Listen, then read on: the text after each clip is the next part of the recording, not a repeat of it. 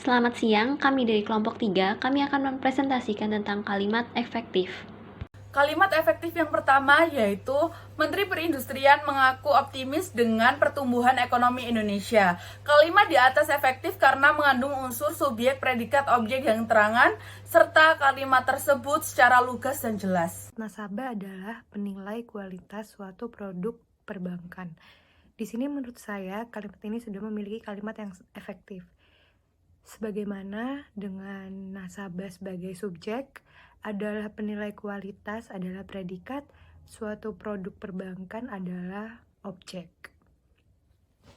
Lanjut ke kalimat berikutnya. Indonesia negara nomor 4 di dunia karena berpenduduk lebih dari 310 juta orang. Kalimat ini disebut dengan kalimat tidak efektif dikarenakan hanya memiliki subjek, objek, dan keterangan tempat. Kalimat ini tidak memiliki predikat.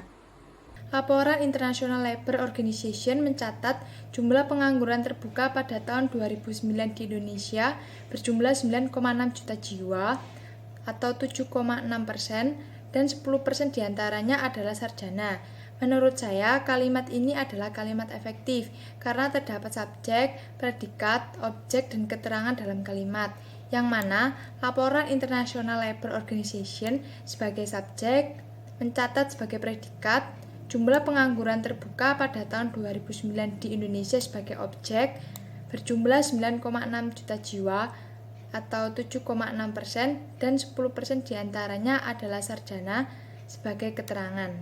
Selanjutnya adalah peneliti senior dari Center of Reform Economics Indonesia, Muhammad Faisal, mengatakan pemerintah harus menerapkan kebijakan special treatment terhadap pasar dalam negeri.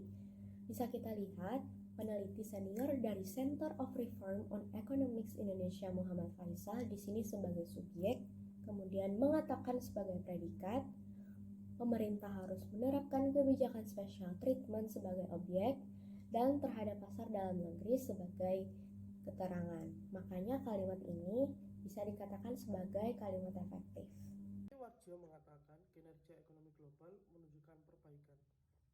Kalimat tersebut merupakan kalimat yang efektif karena memiliki unsur subjek, predikat, objek, dan juga keterangan. Kalimat selanjutnya, tenaga kesehatan berperan penting dalam memberikan tanggap darurat.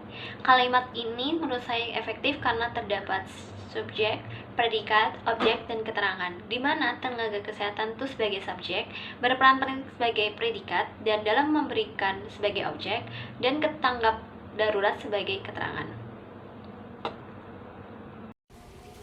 Kalimat yang saya gunakan merupakan kalimat yang efektif karena kalimat tersebut singkat namun tidak bertele-tele, dan kalimat tersebut mengandung subjek, predikat, objek, dan keterangan waktu, yang dimana siswa dan orang tua merupakan subjek, banyak mengalami kebingungan merupakan predikat karena diberlakukannya merupakan objek, dan kurikulum 2013 merupakan keterangan waktu.